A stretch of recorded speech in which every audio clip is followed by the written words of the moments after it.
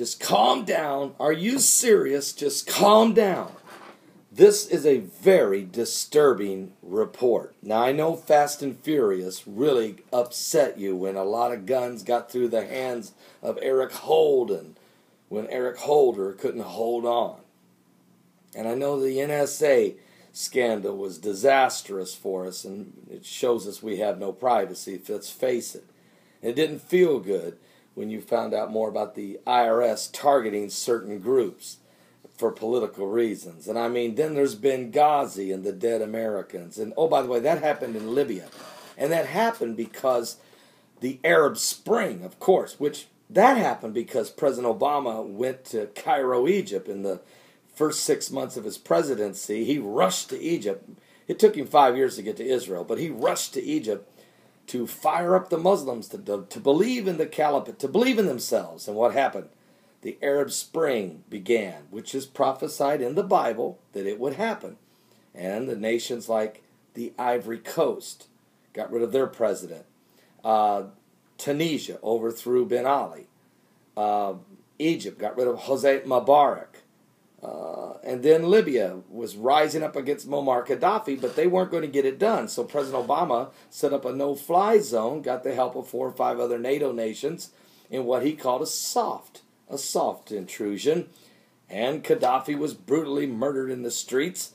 He wasn't a good guy. I'm not saying anybody lost any sleep, but just destroyed that nation. And then, of course, next came Yemen and Ali al-Saleh, and then came Syria and the massive bloody war being fought, and how we're involved with supporting. And where did the guns come from to support, to give to Al-Qaeda? Where did the guns come from to put in the hands of the Muslim Brotherhood? Well, John McCain went over to Syria and found some Al-Qaedas, and some of Muslim Brotherhood put his arms around him and said, I found the good guys, let's give them the guns. Of course, Benghazi, we weren't supposed to know where the guns came from. And that might have been why UN Ambassador Christopher Stevens and the others died, and why Susan Rice lied about it being a YouTube video. I mean, all of this mess makes you feel horrible, but now we've got more news that may make you feel worse. I want to thank Mike Dell. I want to thank some others that sent this to me.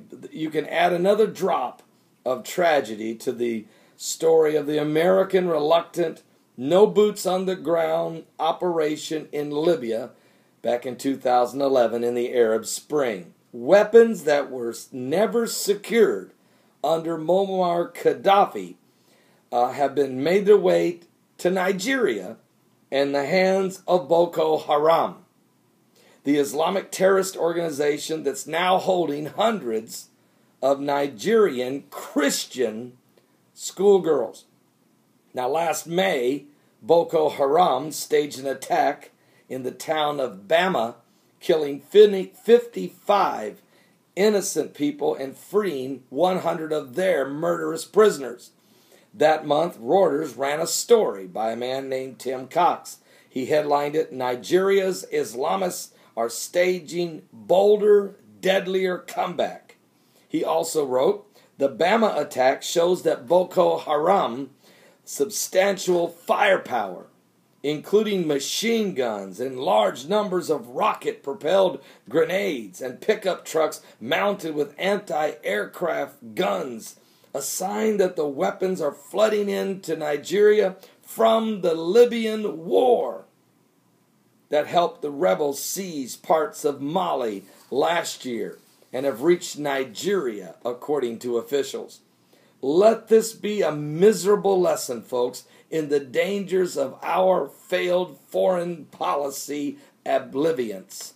The Obama administration has dragged, kicking and screaming, the American public into Libya and refused to take the necessary steps to secure the regime's weapons after the fall of Muammar Gaddafi.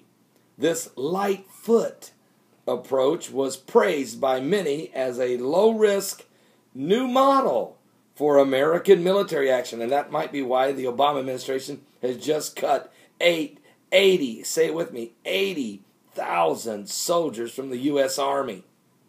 because we can fight our wars better now. We can do the light foot approach. But in reality, it's just world policing on the cheap. And the results speak for themselves. We can either fight terrorism or we can watch it advance and offer our remorse after the fact. This is a powerful commentary that unbelievable. Unbelievable.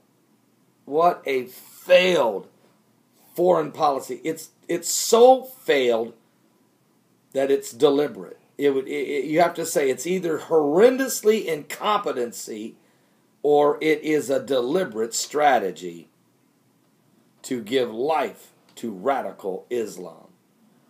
That question you'll answer in the comments below. Is it just failed incompetency or is it deliberate strategy? I'll be right back in just a moment. We'll ask the question on our live broadcast today from 12 noon to 3 p.m. Eastern at my website, www.paulbegleyprophecy.com. That's www.paulbegleyprophecy.com. Don't miss it. It will be a powerful broadcast.